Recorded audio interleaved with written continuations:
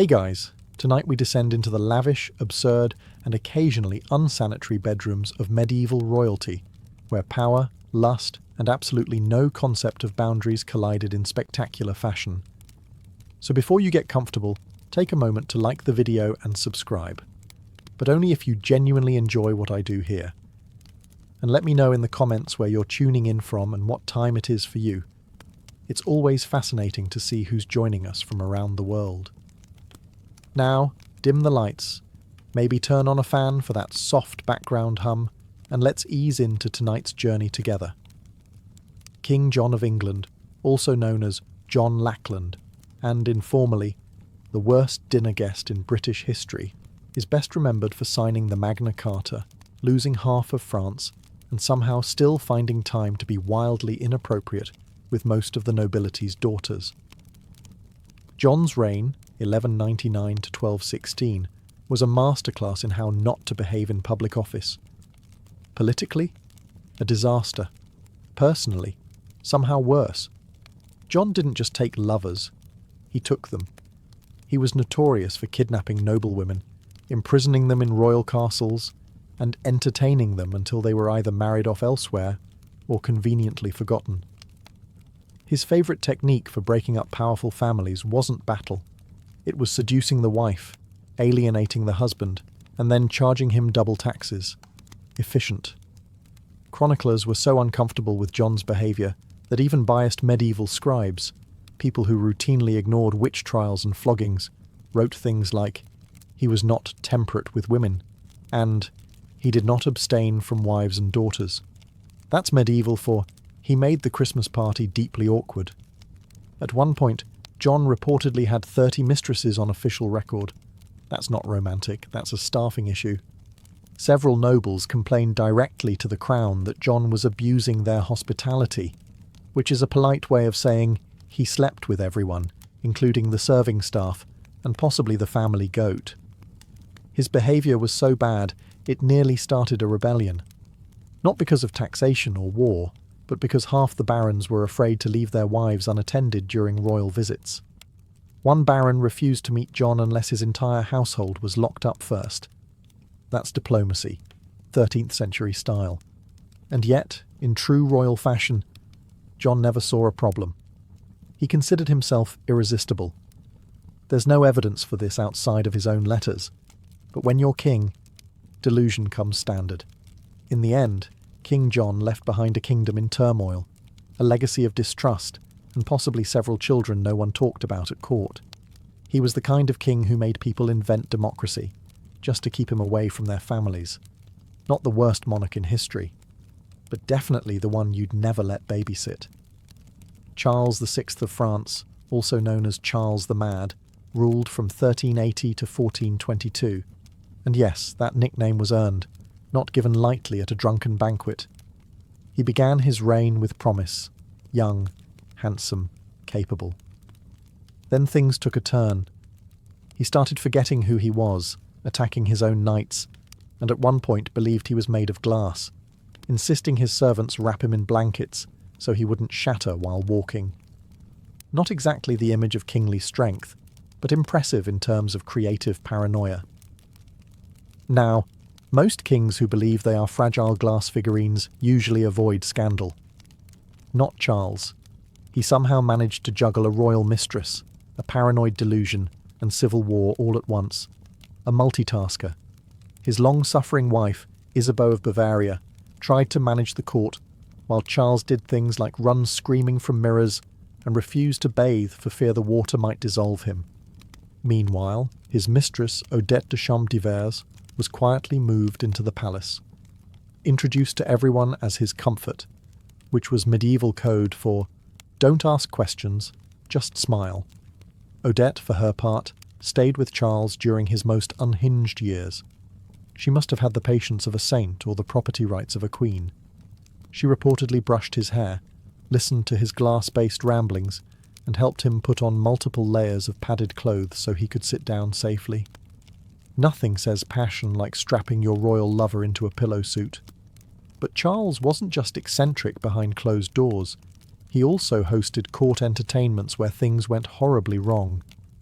During one infamous event known as the Bal des Ardents, he and his friends dressed as wild men in flammable costumes and danced around with torches. Naturally, someone dropped a flame, and several of them burned alive. Charles survived, but his dignity did not. Despite everything, Charles fathered 12 children, several during episodes of apparent lucidity, or at least, enough lucidity. Royal chronicles don't clarify whether he remembered their names, but one can assume that naming a child not made of glass was discouraged.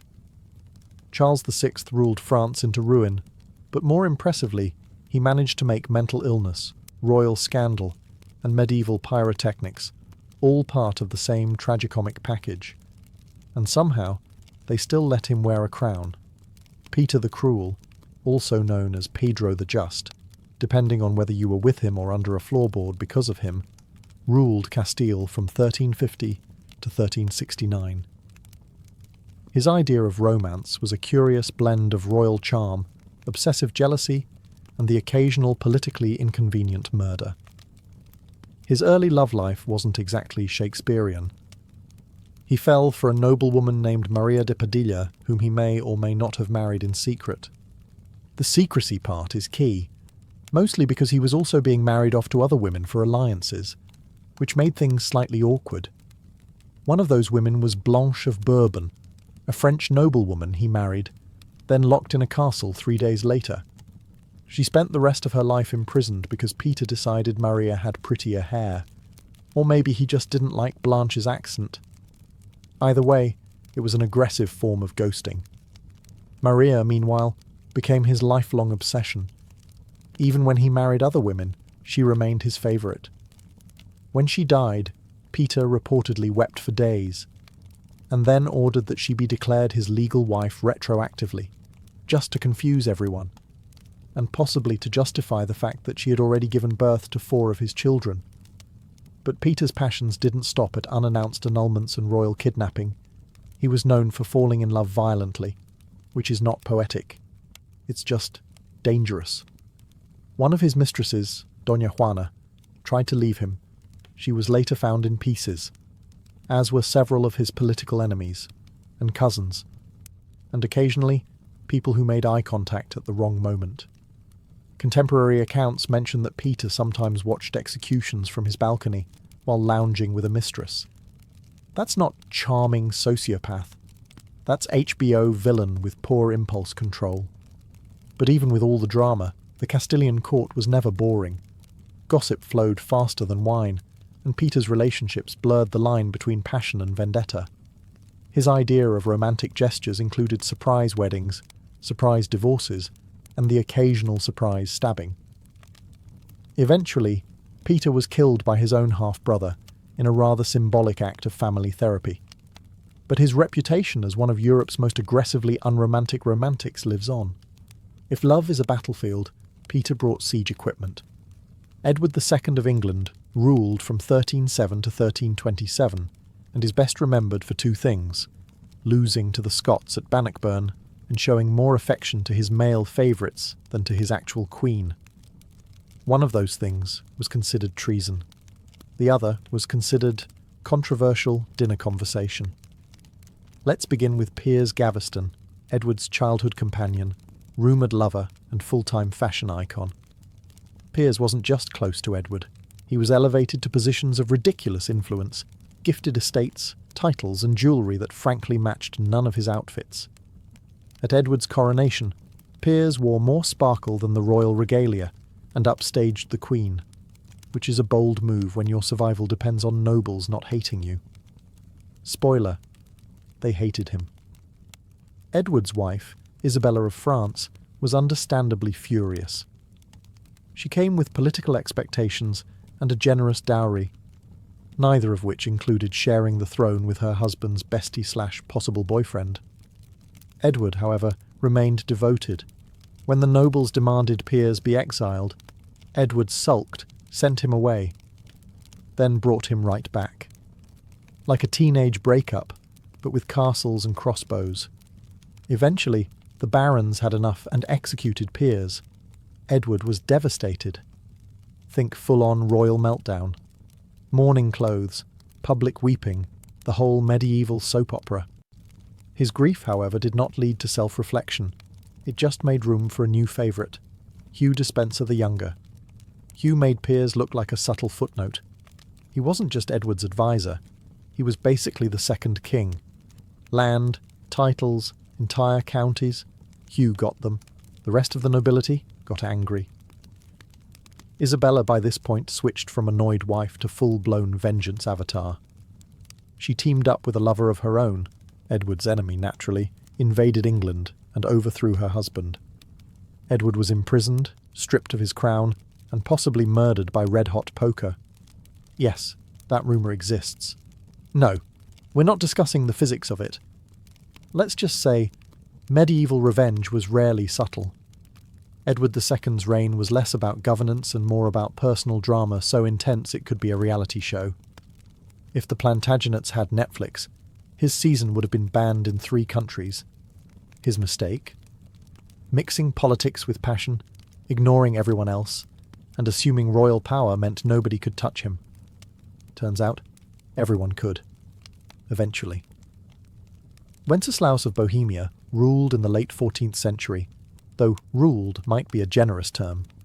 He technically held titles like King of the Romans and King of Bohemia, but his real achievements were more along the lines of public nudity, aggressive drinking, and starting fights in his own palace. If you're thinking of Good King Wenceslaus from the Christmas Carol, wrong guy. That was his ancestor. This Wenceslaus? Not good. Not even vaguely decent. He began with promise, crowned as a teenager, intelligent, multilingual, and capable. But somewhere along the way, he decided the royal wine cellar was more useful than the treasury, and started governing from the bottom of a goblet. Wenceslaus developed a reputation for hosting multi-day drinking sessions, where policy decisions were made between rounds of mead and inappropriate limericks. His advisors began carrying flasks, not to drink, but to survive negotiations. At court, debates often ended with someone flipping a table or being challenged to a duel using breadsticks. He also developed the charming habit of streaking through the castle, sometimes mid-meeting. One chronicler records Wenceslaus delivering royal edicts completely naked, except for a sword belt. His justification? Clothes are for the timid. Hard to argue with that kind of logic, when the guy with the crown also has a longsword and no pants. Romantically, he favoured barmaids, laundresses, and occasionally nobles' wives, though he seemed more invested in their beer recommendations than their feelings. Affairs weren't scandalous at his court. They were practically job interviews. One noble accused him of seducing his sister. Wenceslaus shrugged and offered him a drink. Eventually, the Holy Roman Empire decided they'd had enough of his royal vodka and removed him as King of the Romans, a polite way of saying, "You're fired, but we're pretending it's political." Even his own brother called him useless, undressed, and usually unconscious. Still, Wenceslaus somehow reigned in Bohemia for decades. His people tolerated him the way one tolerates a loud uncle at a wedding, with eye rolls, careful seating plans, and lots of alcohol.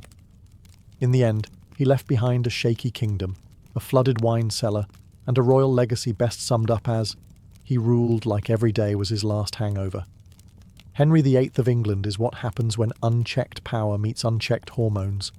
He ruled from 1509 to 1547, and spent most of it either getting married, getting divorced, or getting mad at the Pope for not supporting his questionable dating decisions.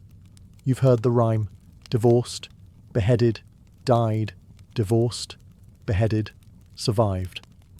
But that barely scratches the surface of Henry's royal rom-com turned horror series. Let's start with Catherine of Aragon, wife number 1. After 20 years of marriage, Henry decided God was mad at him for not having a male heir. Naturally, the solution wasn't introspection. It was annulment, excommunication, and the creation of an entirely new church. He invented Anglicanism just to date someone else. That's not devotion. That's pettiness with a cathedral. Enter Anne Boleyn, wife number 2. Henry wrote her love letters full of passion, obsession, and really bad poetry. She gave him a daughter, Elizabeth, who would later become one of England's greatest monarchs, but no sons. This led to her arrest for adultery, witchcraft, and possibly giving side-eye at court. She was beheaded. Henry moved on with the emotional range of a potato. Jane Seymour followed, producing a male heir, Edward, before tragically dying from childbirth complications. Henry mourned her deeply, by which we mean he waited a respectful 11 days before scoping out wife number 4. Next came Anne of Cleves, who Henry chose based on a flattering portrait. In person, he said she looked like a Flanders mare. That marriage lasted 6 months and ended in what we'd now call a no-fault divorce and a politely written Yelp review. Catherine Howard, wife number 5, was much younger and considerably less discreet. She was executed for adultery, though honestly, it's hard to blame her. Being married to Henry at that point meant dealing with gout, paranoia, and a man who could barely walk, but still insisted he was a gift to women. Finally, Catherine Parr, wife 6, who wisely outlived him by being literate, patient, and excellent at dodging accusations. By the time Henry died, he'd bankrupted England, eaten half its livestock, and turned the royal court into a soap opera where heads rolled more often than wedding bands. In short, Henry VIII loved hard, ruled harder, and left a trail of drama so legendary it's still being turned into musicals. Francis I of France, ruling from 1515 to 1547, was the walking embodiment of the Renaissance. Cultured, charming, sophisticated, and absolutely incapable of keeping his trousers buttoned. To his credit, he was a great patron of the arts. He invited Leonardo da Vinci to France, built magnificent palaces, and helped turn France into a cultural powerhouse. But while the painters were painting and the poets were poeting, Francis was busy seducing anything with a pulse and a title. His court was famous, or perhaps infamous, for its opulence, but also for being a kind of state-funded dating app. He employed gentlewomen of the bedchamber, a term that should have meant ladies-in-waiting, but really meant romantic shortlist. Entire political alliances were derailed because Francis accidentally bedded the ambassador's wife. And this wasn't quiet, subtle adultery. Francis was loud about it. He once declared to foreign dignitaries that French kings were expected to be excellent lovers, which is noble-sounding until you realize it came from a man who treated treaties and mistresses with the same level of commitment, which is to say, temporary. His most famous affair was with Françoise de Foix, a noblewoman who became his official mistress. She was witty, educated, and likely the only woman who could roast him in public and survive. Eventually replaced, because of course, she was followed by Anne de Pisseleu de Hailly, a woman whose name sounds like a medieval inside joke and whose political influence was matched only by her ability to outlast the competition. Even his enemies couldn't help but notice. The Holy Roman Emperor, Charles V, once described Francis as more dangerous in the bedroom than on the battlefield. He meant it as an insult. Francis probably took it as a compliment. And somehow, amid the affairs, banquets, and what can only be described as diplomatic flirtation, Francis still managed to rule effectively.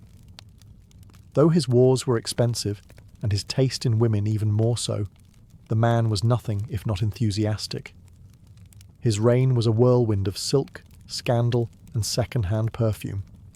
Francis I wasn't just a king, he was France's most seductive historical liability, and honestly, he wouldn't have it any other way. Alfonso XI of Castile ruled from 1311 to 1350, and he had one major hobby besides ruling a kingdom: ignoring his wife in the most public, extravagant way possible. His poor, politically strategic wife was Maria of Portugal, noble, well-connected, and unfortunately not Leonor de Guzman, the woman Alfonso actually cared about. Leonor was a Castilian noblewoman with a sharp mind, 11 children, and enough influence to basically run the court herself. And unlike Maria, she didn't need a crown to feel important. She just needed Alfonso's complete and shameless obsession. Now, most kings had mistresses.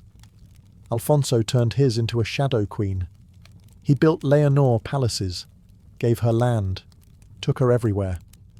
Meanwhile, Queen Maria was left sitting alone at royal events like an unwanted centrepiece, while Alfonso made googly eyes across the hall at his side chick, who was not even trying to be subtle about it. To make matters worse, or better, depending on your tolerance for medieval soap operas, Leonor wasn't just a mistress. She was politically active, negotiating treaties, commanding respect, and producing heirs like it was her full-time job. Which, let's be honest, it kind of was. Alfonso refused to even pretend Maria mattered. In fact, he only spent time with her once, and it was purely for diplomatic optics. After that, he retreated to Leonor's estate like a man allergic to marital obligations. This didn't sit well with Maria's dad, who happened to be the King of Portugal. At one point, international relations got so tense over the whole situation that a war nearly broke out. Imagine your in-laws being so mad about your mistress they consider military retaliation. But Alfonso didn't care. He continued parading Leonor around court like a royal trophy, and probably would have kept it up forever. If the Black Death hadn't killed him in 1350. That's right. It took a literal plague to end his affair. After Alfonso died, Queen Maria finally had her moment. She had Leonor imprisoned and executed in a move that historians call vengeful, and most of us would call extremely fair. Alfonso's reign may be remembered for military victories, but let's be real. His true legacy was being one of the most publicly whipped kings in medieval history. Philip IV of France, also known as Philip the Fair, and no, not in the personality sense, ruled from 1285 to 1314. His nickname came from his good looks, which were unfortunately not matched by good behaviour. Outwardly, Philip was pious, serious, and all about moral reform. Inwardly, he was running a kingdom like it was a very tense reality show, complete with betrayal, secret trials, and a healthy dose of double standards, especially in the bedroom department. His most infamous scandal was the Tour de Nesle affair, a medieval sex scandal so messy it could have been scripted by HBO. It all started when Philip's daughter Isabella, yes, the same one who would later overthrow Edward II of England, noticed that her sisters-in-law were being a little too friendly with some knights. Suspiciously friendly. Like matching gift exchange and secret tower rendezvous friendly. Isabella tattled to Philip, who launched a royal investigation with all the subtlety of a sledgehammer. 2 of the princesses, married to Philip's sons, were found guilty of adultery and publicly imprisoned for years, their heads shaved, their titles revoked, and their reputations completely annihilated. The 2 knights involved? Tortured, flayed, and executed in the public square. Because nothing says moral leadership like turning a family affair into a medieval snuff film. Now, here's where things get interesting. While Philip was handing out brutal punishments like candy, rumours swirled that he himself kept a few mistresses tucked away, in private rooms of the Louvre no less. Some whispered that he maintained a secret group of young women who were available to entertain visiting dignitaries. For diplomacy, of course. But unlike his daughters-in-law, nobody ever questioned the king's private affairs. Because when you're the one writing the rules, it's amazing how sin becomes strategy. Philip also had a special knack for using religion when convenient. He went after the Knights Templar for supposed heresy, but everyone knew it was about their money. It was the medieval equivalent of arresting your banker and calling it divine justice. So yes, Philip may have looked like a model of piety and honour. But behind that sculpted jawline and royal glare was a man with a deep commitment to hypocrisy, and a working knowledge of where all the castle's secret doors were. Sigismund of Luxembourg, King of Hungary, King of the Romans, and eventually Holy Roman Emperor, was the kind of man who collected crowns the way other men collected wine goblets, which he also collected, enthusiastically. Reigning from the late 14th to mid-15th century, Sigismund was smart, multilingual, and politically savvy. He also had a personal life so scandalous it would make a tavern bard blush. To begin with, Sigismund was married to Queen Mary of Hungary, a powerful woman in her own right. But marriage to Sigismund was more of a polite formality. He preferred his relationships less lawful, more frequent, and ideally, not followed by conversation. His romantic side projects included noblewomen, laundresses, and at least one Italian opera singer, long before opera existed, which speaks to his innovative spirit. Court officials often lost track of his mistresses, not because there were so many, but because they changed so frequently. Some historians suggest they just started numbering them. At court, his mistresses had their own quarters, servants, and in one case, a private chapel, which is either deeply romantic or just wildly inappropriate, depending on how you feel about praying next to someone's mistress. Sigismund also had a fondness for disguises, particularly dressing as a commoner and sneaking into towns. Sometimes it was for espionage, sometimes to flirt with local women under the guise of being a very tall merchant. Apparently, nobody found this suspicious, despite him being the only merchant with a full entourage of servants wearing royal crests.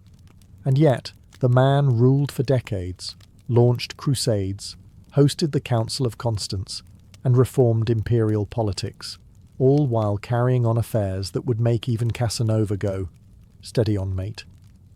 One ambassador once wrote that Sigismund greets all women as equals, especially in private, which, while vaguely progressive, also sounded suspiciously like an HR violation. But despite his extracurriculars, Sigismund remained immensely popular, mostly because he managed to appear regal in public while quietly running the most chaotic love life in Europe. He wasn't just an emperor. He was a one-man renaissance, equal parts strategist, statesman, and scandal. And somehow, he always got away with it. Louis XV of France, known as Louis the Beloved, ruled from 1715 to 1774. And by ruled, we mostly mean he hosted an endless royal after-party where governance was optional and silk bed sheets were not. He started out promising enough, young, handsome, and poised to carry on the legacy of his great-grandfather, Louis XIV. But somewhere around his 20s, Louis decided national policy could wait, because he had a long list of ladies-in-waiting to attend to. Let's talk about the Parc aux Cerfs, the quiet little house near Versailles that Louis used for, let's call them, private auditions. Girls were recruited, usually poor but pretty, brought in discreetly, and rotated like seasonal produce. There were so many mistresses, the palace guards likely had a clipboard system. His most famous mistress, Madame de Pompadour, wasn't just a pretty face. She basically ran France behind the scenes. But when she lost interest in the physical side of their relationship, Louis said, "That's fine," and built a second harem instead. The logic? Keep Pompadour for brains and banter. Keep the Parc aux Cerfs for everything else. It was all very organised chaos. Each girl received gifts, titles, and in some cases, discreet housing once their contract expired. It was France's most unofficial but strangely efficient internship program. And the Queen, Marie Leschinska? She was around, somewhere, mostly ignored.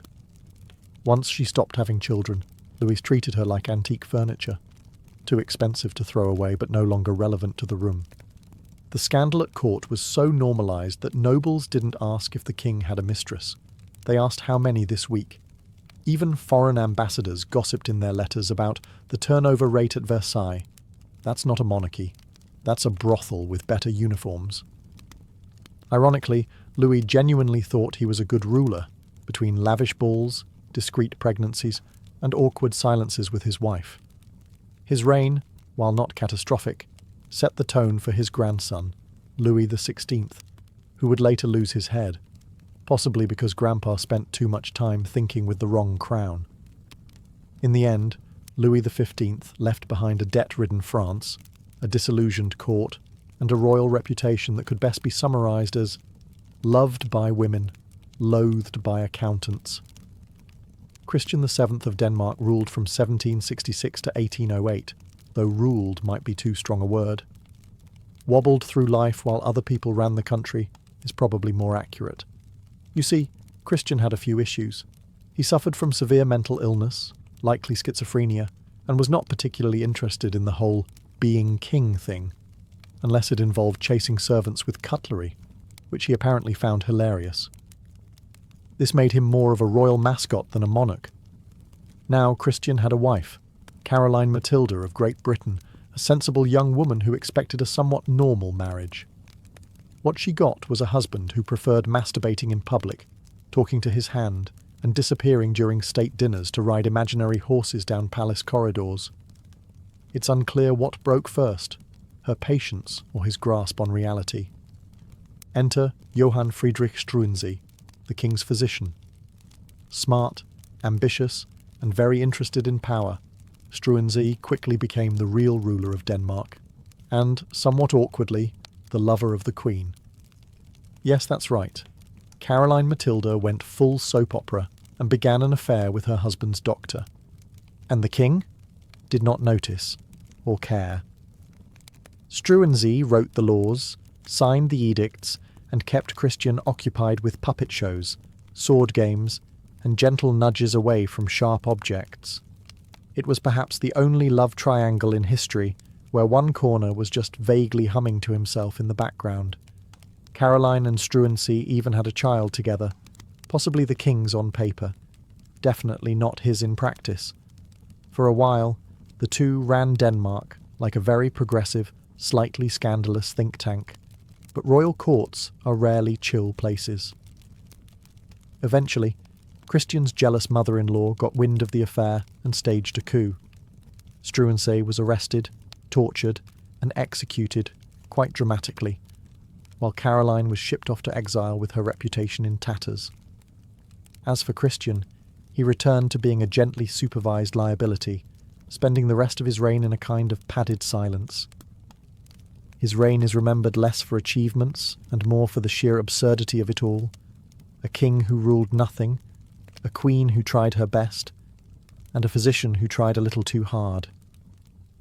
History calls it a constitutional crisis. We call it Europe's weirdest love story.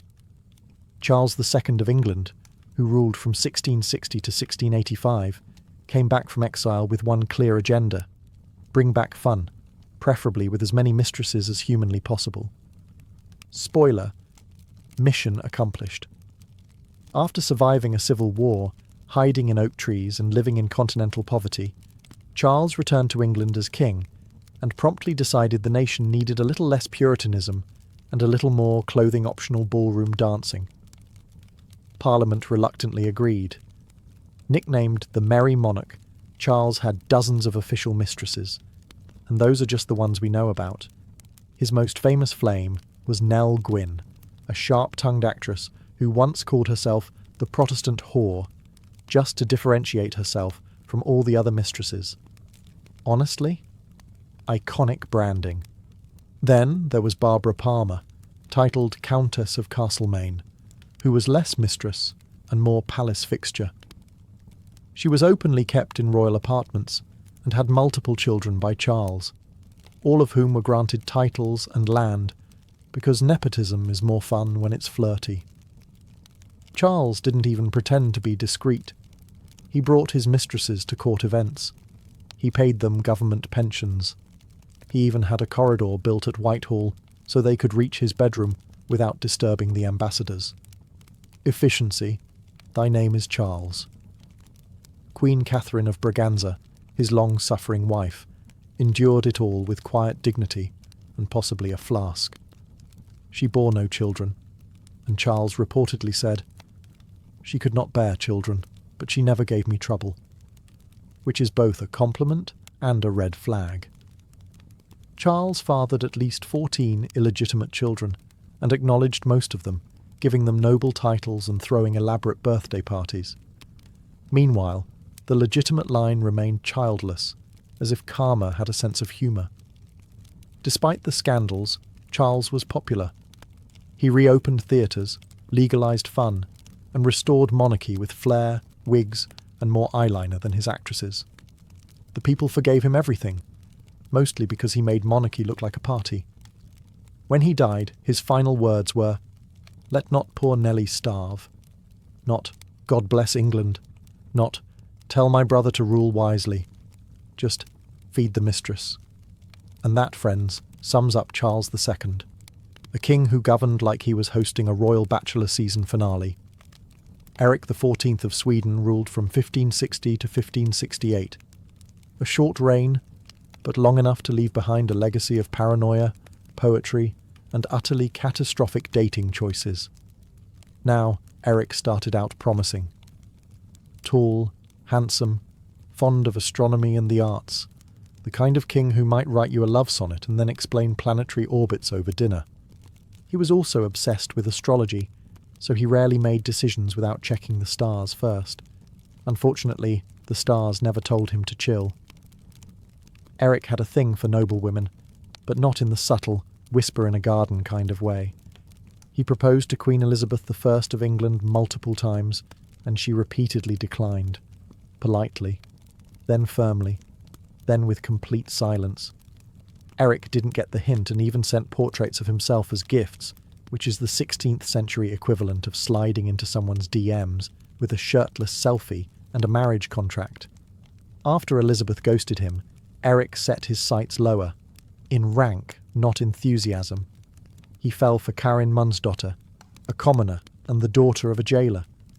This scandalized the nobility, which only made Eric dig in harder. He married her, crowned her queen, and then spent the next year having emotional breakdowns, imprisoning nobles, and stabbing people he thought looked at her funny. His most infamous moment?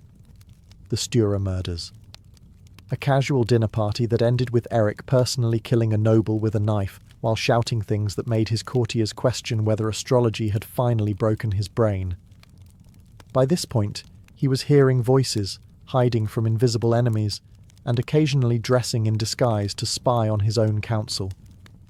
The nobility staged an intervention, which, in royal terms, means they locked him in a castle and handed the crown to his brother.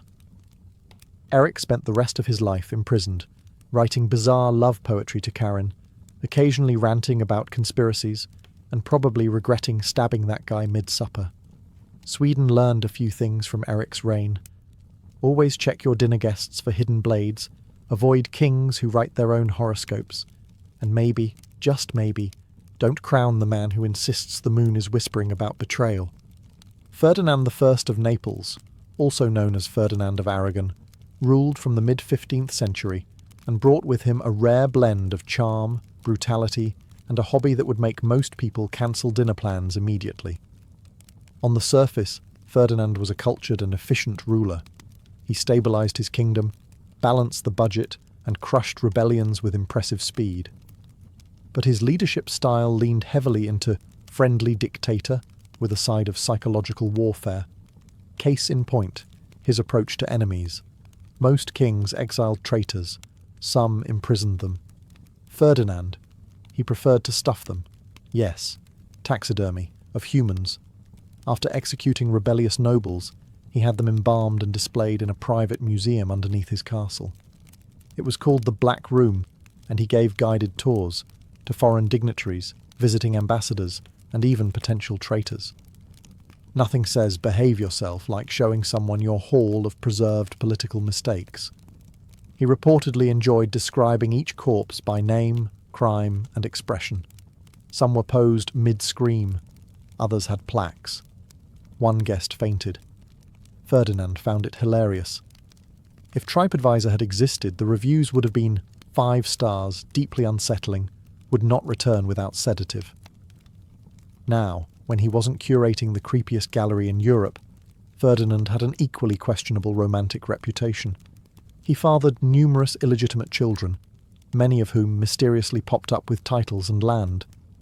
His official queen was just one lady among many, and it's suspected that Ferdinand saw marriage as more of a suggestion than a rule.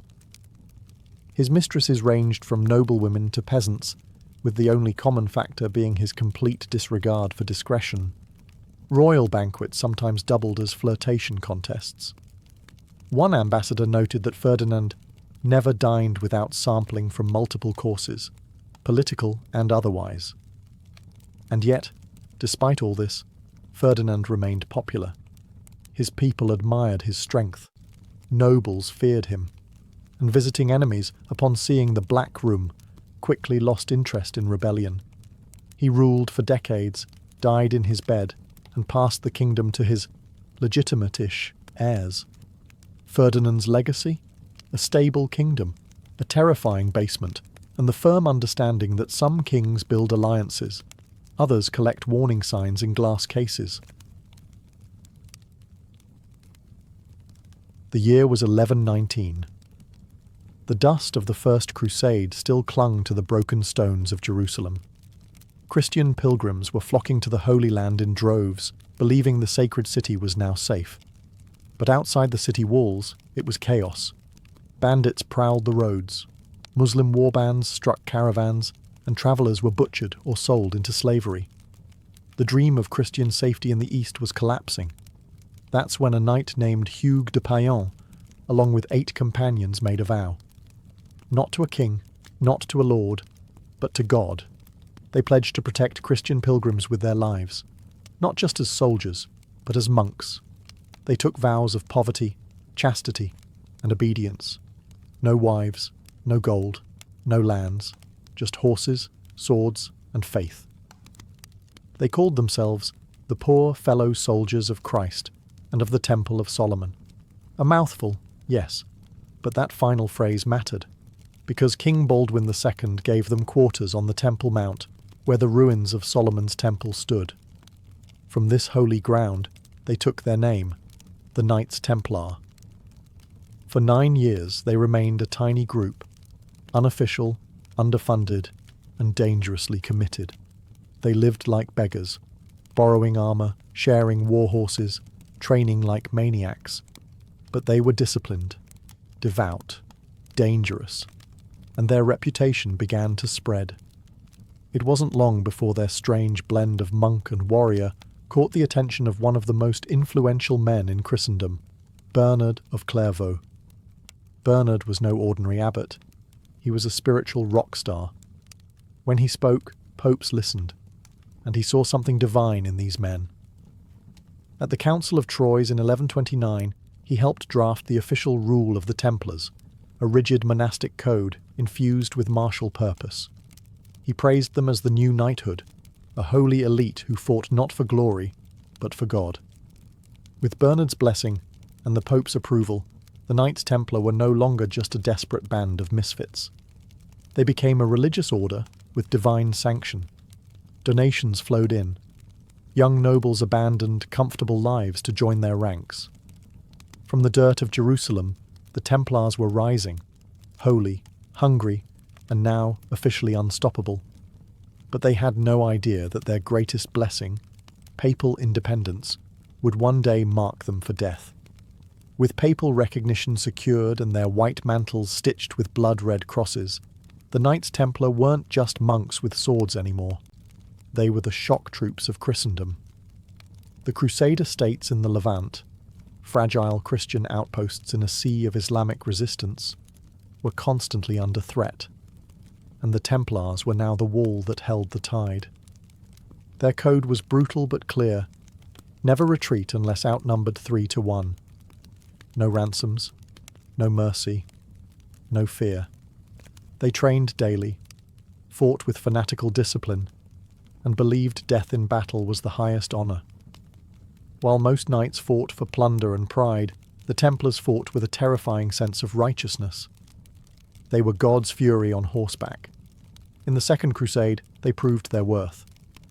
While disorganised lords bickered and failed to capture Damascus, the Templars maintained discipline and carved through enemy lines. In skirmishes and open battles, their charges became legendary. It wasn't just their skill, it was their reputation. Muslim commanders began identifying them first in battle reports. Those white-mantled devils with the red cross. They didn't just fight, they fortified. Across the Holy Land, the Templars built an iron web of castles and outposts, Safed, Tortosa, and the mighty fortress of Bagras. These were no ornamental estates. Templar castles were militarized strongholds with thick walls, trap-laden gates, and water systems designed to withstand year-long sieges. When armies fled, Templars stayed behind to buy time or die. But their allegiance was not to kings, not to emperors, only to the Pope. and that made them a rare breed, one that rulers both admired and feared. A king could not command them, a baron could not bribe them. Only the Grand Master, chosen from within, could give the order to fight or stand down. They were sovereign in spirit, even as they bled for the cross. And they weren't just recruiting soldiers, they were building a myth. Their ceremonies were secret, their rites austere, their discipline absolute. To many, they were holy, to others, ominous. And yet, their popularity only grew. They had transformed from 9 dusty knights into an elite order spanning continents. But with fame came whispers, and with whispers came envy. The sword of God had become sharp, but someday it would be pointed at them. They began with borrowed armour and a vow of poverty. But within a century, the Knights Templar weren't just warriors. They were the world's most trusted financial institution. They didn't set out to become bankers. War made them rich. Faith made them trusted. And necessity made them brilliant. It started with donations. Nobles eager to support the Holy Land gifted them land, gold, livestock, even entire villages. The Templars didn't just hoard it, they managed it, carefully, strategically. They built commanderies across Europe, agricultural estates run like efficient businesses. Everything was accounted for: grain, livestock, taxes, tithes. A monk in England could be sending money to support a battle in Jerusalem within weeks. That kind of reach was unheard of. Then came the banking system. A nobleman heading to the Holy Land no longer needed to risk carrying a chest of coins. He could deposit funds with the Templars in Paris, receive a coded letter, and withdraw the same amount in Acre. It was one of the earliest forms of international banking. Templars charged modest fees, kept meticulous records, and never defaulted. They became the Swiss banks of the medieval world, centuries before Switzerland even existed. Their clients? Kings, queens, bishops, and merchants. They safeguarded the French crown jewels, managed papal finances, funded crusades, ransomed prisoners. In some cases, they even lent money to the very monarchs who would later try to destroy them. The Templars didn't flaunt their wealth. They weren't draped in silk or gold. Their churches were plain, their vestments humble. But beneath that austerity was an empire of ledgers, vaults, and armoured wagons, an invisible hand that touched nearly every economy in Europe. And yet, they refused to call themselves bankers. They were monks. Everything they did, they claimed, was in service of God. But the more gold they moved, the more enemies they made. The Church turned a blind eye. After all, the Templars answered only to the Pope. But kings grew nervous. They owed the Templars fortunes, and couldn't control them. What began as a mission to defend pilgrims had evolved into something stranger. They were warriors with no battlefield, monks with no monastery, bankers with no kingdom, and while their coffers grew heavier, so did the weight of suspicion. Power without oversight?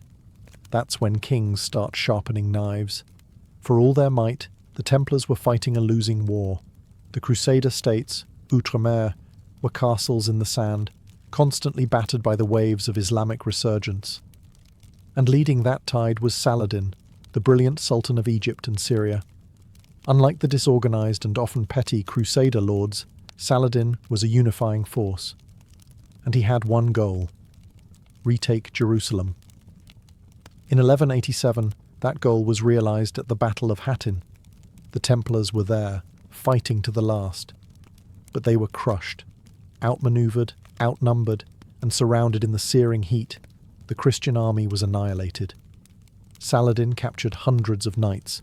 Most were ransomed. But when it came to the Templars, no mercy.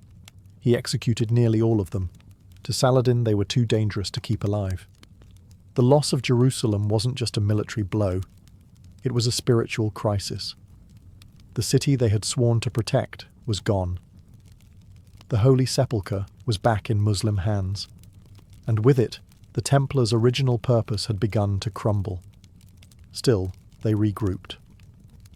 The Third Crusade brought reinforcements and Richard the Lionheart, who respected and relied on the Templars in battle. But even he couldn't retake Jerusalem. Over the next century, the Crusader states shrank like dying embers. One by one, cities fell: Antioch, Tripoli, and finally Acre in 1291. The last Templar stronghold in the Holy Land was lost. They retreated to Cyprus, where they built new headquarters and tried to maintain relevance. But something had shifted. They were still warriors, but with no Holy Land left to defend. What were they fighting for? Their castles stood empty. Their legends grew dusty. Their discipline, once their hallmark, began to fade. At the same time, rival orders like the Hospitallers gained ground. Accusations of pride, corruption, and arrogance followed the Templars across Europe. Some whispered they had grown too rich, too secretive. Others said they were hoarding relics, dangerous ones. The East had shaped them, forged them, broken them. And now without it the Templars were adrift. They still had their wealth, their network, their aura of power. But they had lost the thing that made them essential: a sword with no war, a brotherhood with no crusade. And in that vacuum, powerful enemies were watching. By the dawn of the 14th century, the Knights Templar were still rich, still feared, and still powerful. But for the first time in their history, they were also irrelevant. The Holy Land was lost. No more crusades were on the horizon. They had become a military order with no war, a religious order with no clear mission, and a financial powerhouse that answered to no king. And that made them a target. No one eyed them with more suspicion or greed than King Philip IV of France. Known as Philip the Fair, he wasn't called fair for his sense of justice. He was deep in debt, bankrupt from wars with England and Flanders. And the Templars? They were his creditors. He had borrowed massive sums from them to fund his armies and keep his throne. But Philip didn't like being in debt, especially to men he couldn't control. Worse, the Templars were politically independent. They answered only to the Pope, not to the crown. They held land in France but paid no taxes to the king. They had their own fortresses, their own courts, their own armies. To Philip they were a dangerous state within his state, untouchable, immovable, and unbearably rich. So he began planning. Philip's propaganda machine got to work. Rumours spread that the Templars worshipped idols, spat on the cross, performed obscene initiation rites. No evidence, just whispers. But in an age of superstition, whispers were enough. He leaned on his puppet pope, Clement V, pressuring the papacy to investigate. Clement hesitated, but Philip wasn't waiting. In secret, Philip orchestrated one of the most coordinated mass arrests in medieval history. He set a date, gathered his soldiers, prepared his torturers. And on one cold Friday morning in October 1307, Friday the 13th, he struck. All across France, Templar knights were seized, interrogated, imprisoned, tortured. Confessions were forced. Some broke within hours. Others resisted until their bodies did. It was treason wrapped in holy justice, and it worked. The public, once loyal, began to turn. The Pope, pressured and humiliated, found himself cornered. The tide had turned not in battle, but in politics.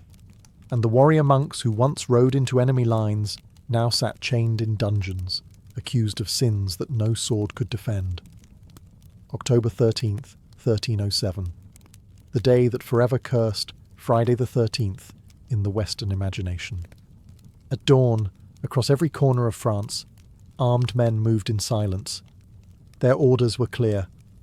Arrest every Templar you can find. No warning, no resistance allowed. The king's justice had arrived, with swords drawn and warrants sealed in secrecy. Thousands of knights were dragged from their beds, some in full armour, others in prayer. Grand Master Jacques de Molay was taken in Paris, betrayed by the very kingdom whose crown jewels he had once safeguarded. Across cities and countryside, Templar commanderies were raided. their vaults cracked open, and their libraries seized. The charges were fantastical: heresy, idol worship, spitting on the cross, sodomy, devil rituals. Most of it was invented whole cloth by Philip's lawyers.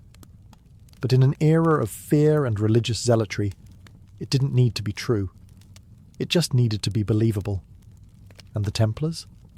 They were silenced with fire and iron. Torture chambers lit up across France.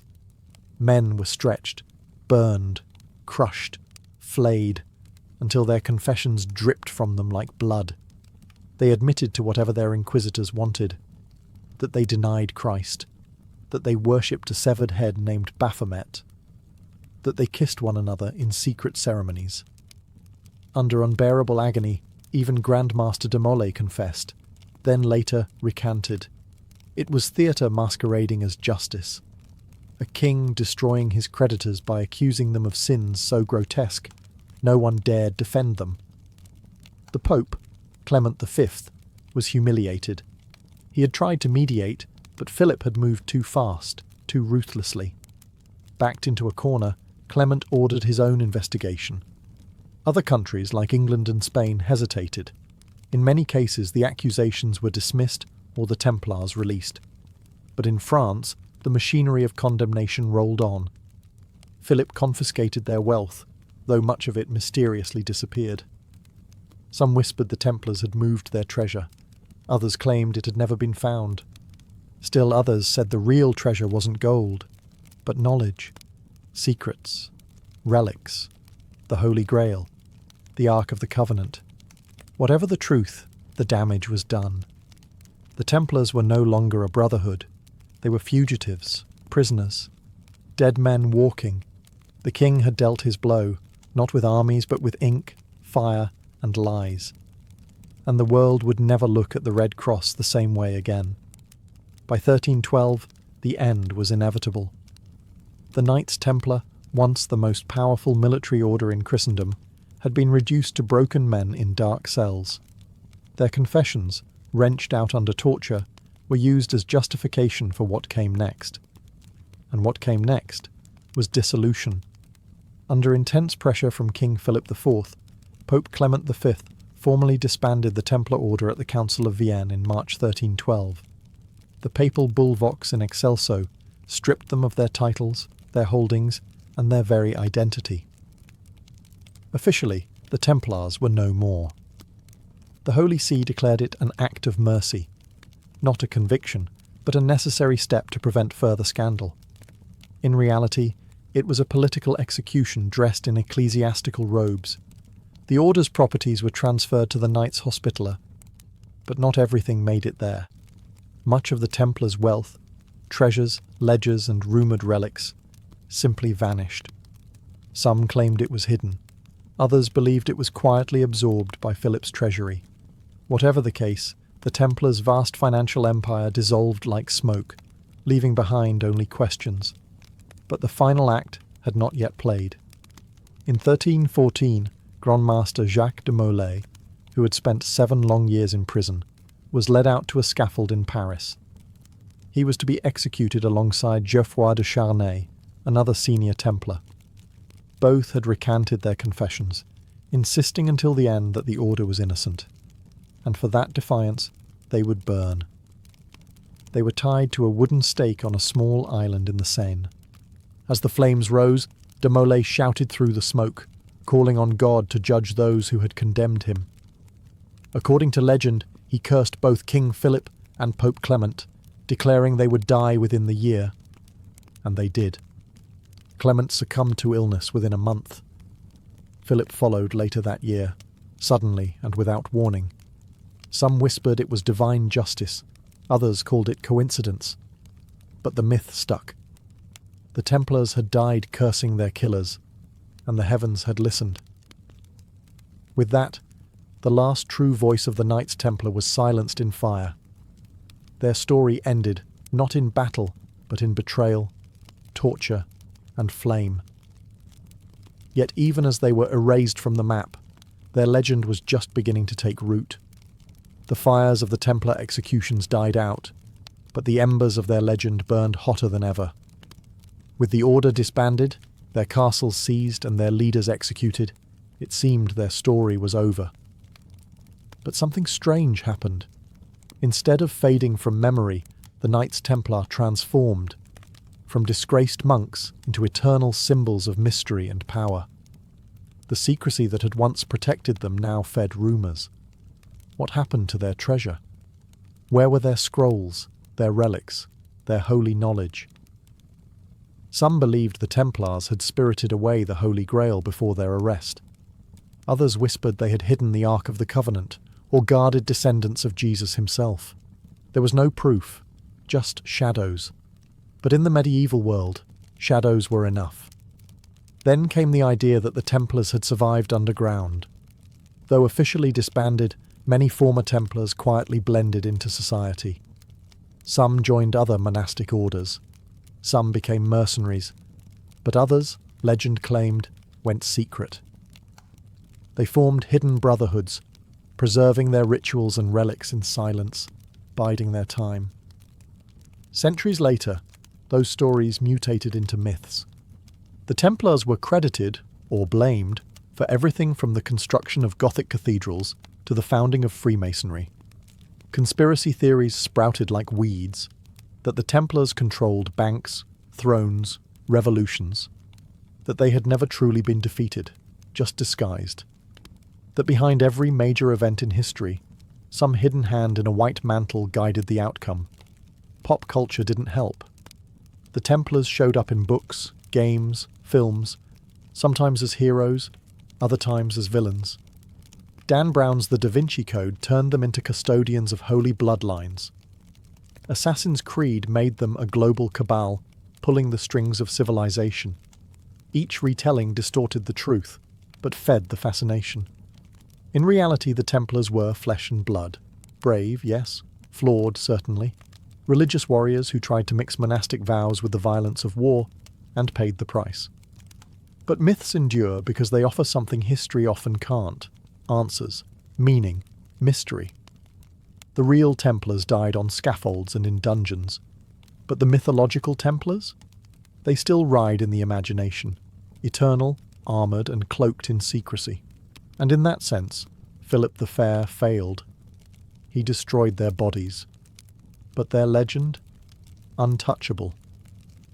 More than 7 centuries have passed since the last Grand Master of the Knights Templar was burned alive on the banks of the Seine. But the Red Cross still lingers, in literature, in architecture, in symbols carved into old stone and whispered through conspiracy theories. The Templars may be gone, but their legacy is anything but dead. They were more than just warriors. They were innovators. In an age when kings still ruled by divine right and banking was seen as a sin, the Templars created a pan-European network of finance, logistics, and diplomacy. Their letters of credit prefigured modern checks. Their commanderies functioned like regional branches of a multinational corporation. They were an early blueprint for globalization, built not with stock markets, but with swords and sacred vows. Militarily, they redefined what it meant to be a knight. Before the Templars, chivalry was a personal code, flexible and often ignored. The Templars turned it into an institution, a discipline enforced with brutal consistency. They weren't lone champions jousting for glory.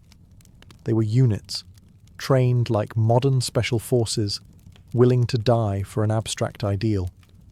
And die they did, often in silence, sometimes in vain, but never without impact.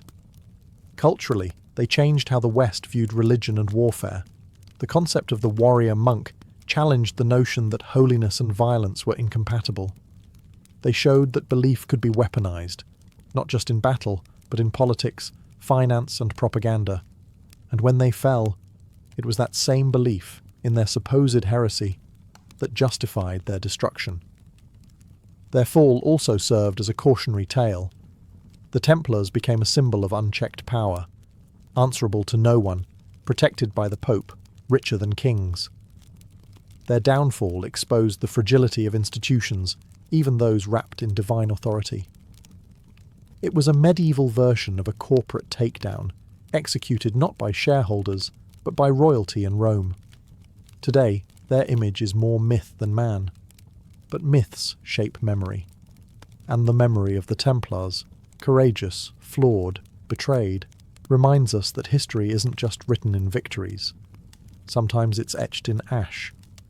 So the next time you see a red cross on white cloth, remember, it was once worn by men who believed they were doing God's work, until politics, ambition and fear decided otherwise. And in that clash of steel, gold and fire, their legend was born. In 12th century Paris, the world was changing. Trade routes were expanding, universities were rising, and the church was flexing its muscles like never before. It was an age of ambition, political, spiritual, architectural. And in the centre of this rising city stood a dream made of stone. That dream belonged to Maurice de Sully, the Bishop of Paris. Appointed in 1160, he wasn't just a man of God, he was a visionary. The existing cathedral, Saint-Étienne, was crumbling and unimpressive. Paris was growing, and its religious heart needed to match the city's stature. So de Sully dreamed bigger, much bigger. He proposed a cathedral so immense, so awe-inspiring, it would dwarf everything around it. A monument not just to the Virgin Mary, but to the power and glory of the Catholic Church in France. This wouldn't be a Romanesque fortress like the ones before it. It would be something new, something radical, something Gothic. In 1163, that dream began to take form. According to tradition, Pope Alexander III himself laid the first stone during a ceremonial blessing. Construction began on the eastern end, the choir and apse, where priests would one day sing hymns beneath towering arches of glass and stone. But this was no ordinary build. Notre-Dame wasn't just a building, it was a generational commitment. And so the people of Paris, stonemasons, blacksmiths, carpenters and artists, began the work.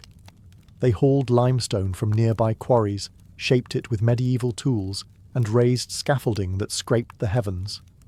Every block was laid by hand, every carving, every window, every rib of the vault, crafted with patience, faith and sweat. It would take decades to complete even the first sections. Workers laboured knowing they would never live to see the towers finished. Sons inherited chisels from fathers. Generations passed with Notre-Dame still rising, slowly, gloriously, above the Parisian skyline. But for Bishop de Sully, the goal was clear: to build a house of God so magnificent that merely entering it would humble the soul. Notre-Dame was never meant to be just a church. It was an act of worship carved in stone, a testament to what humanity could build when it aimed for heaven. The first stone was only the beginning. What came next would reshape the skyline and the soul of medieval Europe. As the 1170s unfolded, Notre-Dame began to rise, not as a structure, but as a symbol. In a city of narrow timber houses and muddy streets, the cathedral slowly took form, towering over the skyline like a stone sermon.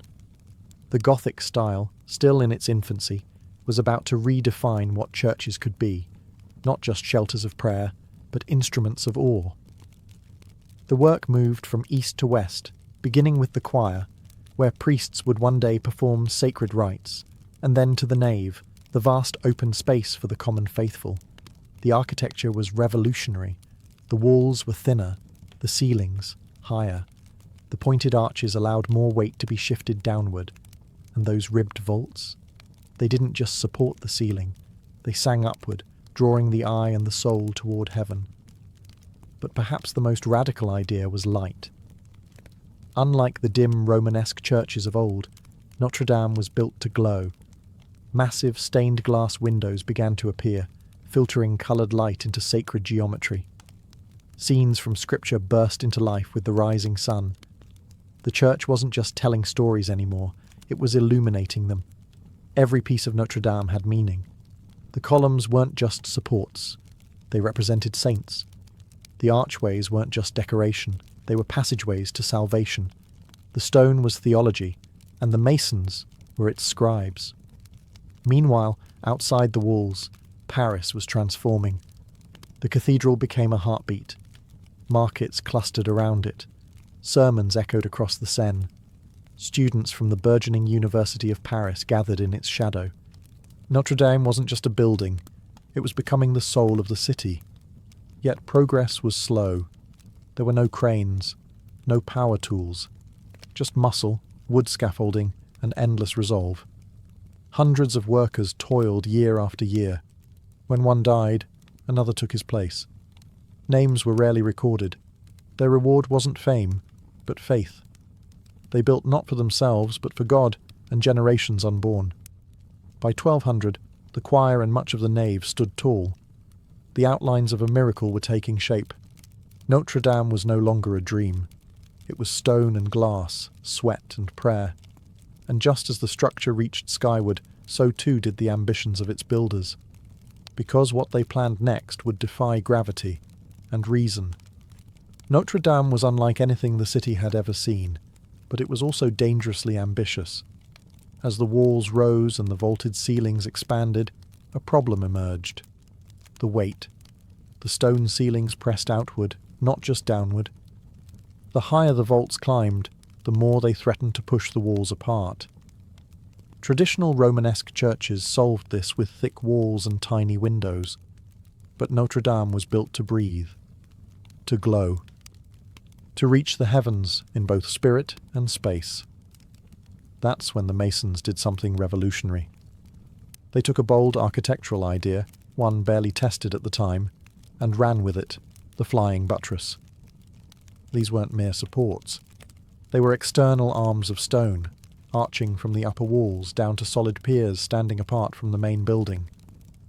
Like skeletal wings, they braced the cathedral from the outside, transferring the outward force of the ceiling into the ground, where it could do no harm.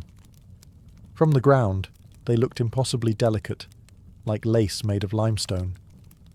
But they were engineering genius, and they allowed Notre-Dame to become what it was always meant to be, a structure of air, light, and impossible height. The use of flying buttresses changed everything. With the pressure off the interior walls, the builders could add even more windows. The great rose windows, vast wheels of stained glass depicting saints, angels, and apocalypse, were no longer a dream. They became reality. Colour exploded into the sacred space, and God's stories now came not just from the pulpit, but from sunlight itself. Ironically, the original plans for Notre-Dame didn't include flying buttresses. Early Gothic builders hadn't yet grasped their full potential. But as the structure grew, so did the strain. The masons adapted on the fly, literally. They began adding these stone wings in the early 1200s, turning necessity into poetry. Critics at the time were divided. Some thought the exposed supports were unsightly, interrupting the clean silhouette of the building, but most stood in awe. Notre-Dame looked like it was being held in place by stone angels mid-flight. The cathedral was no longer just a house of God. It was a living demonstration of what faith and math could build together. A hymn carved in gravity-defying limestone, and its wings had only just begun to spread. By the early 1200s, Notre-Dame had already transformed the Parisian skyline, but its most iconic features were still taking shape. As the eastern end neared completion, attention shifted westward. What rose there would become the face of the cathedral, the part most people would recognize first: the twin towers and the monumental west facade. This facade wasn't just an entrance, it was a statement, spiritual, architectural, and political. The church wanted you to feel small as you approached it, and it succeeded. The doors soared to impossible heights. Above them, rows of sculpted kings, prophets, saints, and demons watched every visitor. You weren't just entering a building, you were walking into sacred judgment. Construction began on the west towers around the 12th and 20s. Like everything else at Notre-Dame, they took decades to finish. Each tower rose in stages, block by block, higher and higher, until they reached nearly 70 meters tall. And yet, they were never completed as originally planned. No spires, no needlepoints, just massive, flat-topped silhouettes, majestic in their simplicity. Between the towers sat the Gallery of Kings, 28 statues representing the monarchs of Judah, misunderstood during the French Revolution as French kings and tragically decapitated by angry mobs. But during the 13th century, they sent a clear message: divine right, heavenly order, sacred rule. The church and the crown walked hand in hand, and this was their front porch. Below them, the three great portals served as theological storytelling in stone. The central one, the portal of the Last Judgment, was carved with Christ seated in glory, flanked by angels, demons, and resurrected souls rising from their graves. To the illiterate masses, these scenes weren't decoration. They were doctrine. The message was clear: enter with reverence. Eternity starts here. Above the doors, a rose window bloomed into being, nearly 10 meters across, framed by intricate tracery and flanked by statues of the Virgin Mary and Child. Light passed through coloured glass like a divine spotlight, projecting saints across the nave. By the mid-1200s, the towers were nearly done. The facade stood complete, solemn, symmetrical, overwhelming. It was a fortress of faith, a billboard for God's authority, and a warning to the sinner. And yet, the builders weren't done. The heart of Notre-Dame still needed finishing. The transept, the roof, the spire that would one day pierce the clouds. They had built its face. Now they would give it a crown. With the towers and west facade standing in proud defiance of gravity, Notre-Dame was becoming more than a shell. It needed a soul, and that soul lived inside, within the vast expanse of its nave, its transepts, and its sacred choir. These were the spaces that would carry the voices of monks, the footsteps of kings, and the prayers of thousands.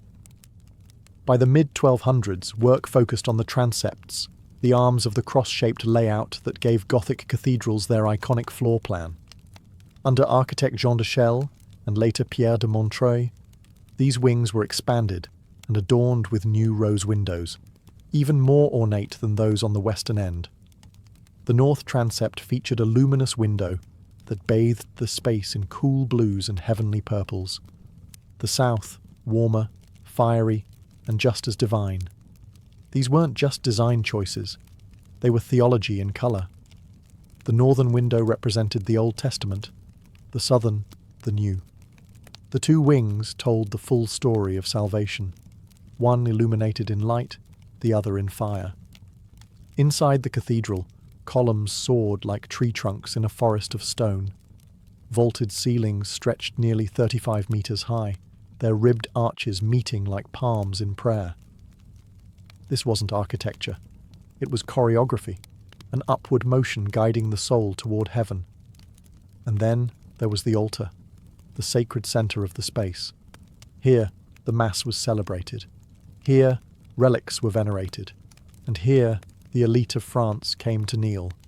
Royal weddings, coronation masses, papal visits. Notre-Dame became the spiritual stage for the nation itself. But it wasn't just the elite who filled these walls. The people came too. Merchants, peasants, pilgrims. The cathedral became a public sanctuary, echoing with sermons, songs, and the occasional scolding from the pulpit. It was a place to witness miracles, or to beg for one. Every surface inside told a story. The sculptures, the stained glass, even the floor tiles. Notre-Dame didn't just house the divine, it performed it. Faith was everywhere, carved in stone, floating in incense, radiating from glass. By the late 13th century, the interior was nearly complete. The heart of the cathedral beat strong. But it still lacked one thing, a crown to pierce the heavens. And that's when they began building the spire. By the end of the 1200s, Notre-Dame already looked like a miracle.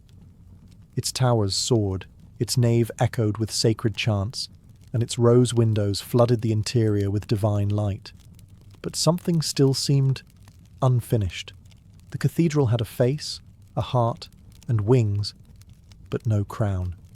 No vertical accent to lead the eye beyond the roofline and into the heavens.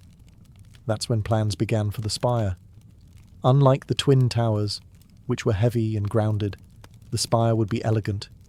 An upward-pointing needle, rising from the crossing of the transept, right at the centre of the church's cruciform layout.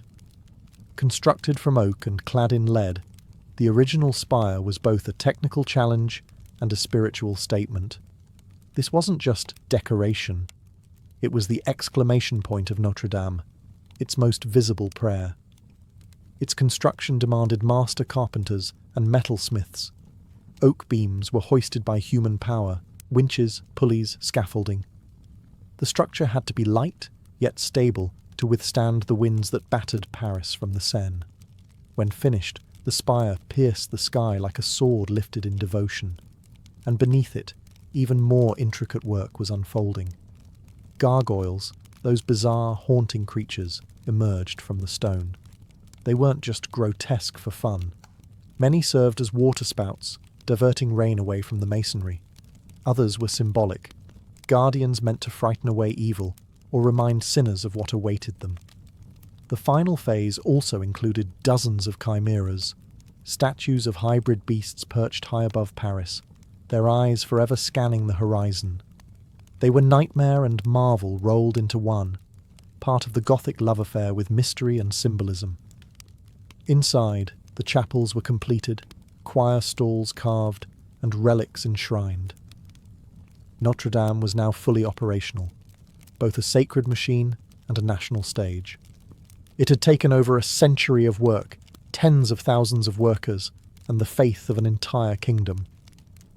By 1345, nearly 200 years after the first stone was laid, the cathedral was considered complete. But complete was never the right word. Notre-Dame was never frozen in time. It would be restored, reinvented, and resurrected across centuries. But by the 14th century, the structure itself was done. The Gothic age had built its masterpiece. By the mid-14th century, Notre-Dame de Paris was no longer just a cathedral, it was the cathedral, a towering symbol of Catholic dominance, royal authority, and national identity. For the next 4 centuries, it stood not only as the heart of Paris, but as a stage upon which the great dramas of France would unfold. It became the beating heart of state religion, hosting coronations, royal weddings, and solemn funerals. When kings married, they did so under its vaulted ceilings. When wars were declared or victories celebrated, the bells of Notre-Dame rang loud across the Seine. Monarchs entered as rulers of land and exited as chosen of God. But it wasn't only kings who passed through those great doors. Generals, bishops, and foreign dignitaries came to kneel or negotiate, and when disasters struck, famines, plagues, invasions, Parisians filled the nave with prayers and processions, desperate for divine intervention. The cathedral became a sanctuary of hope and fear, always watching, always waiting. Politically, Notre-Dame became the spiritual anchor of the French monarchy. Its central location, on the Ile de la Cité, at the literal and symbolic heart of Paris, made it the perfect backdrop for ritualized power. Priests blessed banners before war. The crown was linked not just to royal blood, but to divine mandate. If the king ruled France, then Notre-Dame ruled his soul. And culturally, it remained a centre of awe. Pilgrims travelled miles just to glimpse its sacred relics, including the crown of thorns, believed to have been worn by Christ himself. Its great organ thundered during feast days. Its choirs echoed with polyphonic music that pushed medieval boundaries. Notre-Dame wasn't static. It evolved, absorbing new art styles, musical traditions, and liturgical forms. But by the 17th and 18th centuries, its Gothic beauty began to fall out of favour. Baroque architecture was in vogue, and Notre-Dame, dark, spiky, and medieval, was seen as outdated. Some renovations were even attempted to modernise its look, smoothing what had once been daring. Still, it stood, a cathedral caught between centuries, revered, yet increasingly overlooked. Its towers weathered storms and time. Its bells still tolled. But something was shifting beneath its foundations. Notre-Dame had been born from faith and crowned by kings. But soon it would face a force even stone couldn't ignore. Revolution. When the French Revolution erupted in 1789, Notre-Dame de Paris found itself on the wrong side of history. For centuries, it had stood as a monument to monarchy and religion, two of the very institutions the Revolution sought to erase. Suddenly, the cathedral that had once crowned kings became a symbol of oppression, and symbols during revolutions rarely survive untouched. The attack was ideological and physical. Revolutionaries stormed into the cathedral. Statues of the biblical kings that adorned the facade were mistaken for French monarchs. All 28 were beheaded. Sculptures were smashed, altars desecrated. The great bells that had once tolled for royal births and papal visits were torn down and melted for cannon metal. Precious relics, like the crown of thorns, were removed and hidden. Many were lost.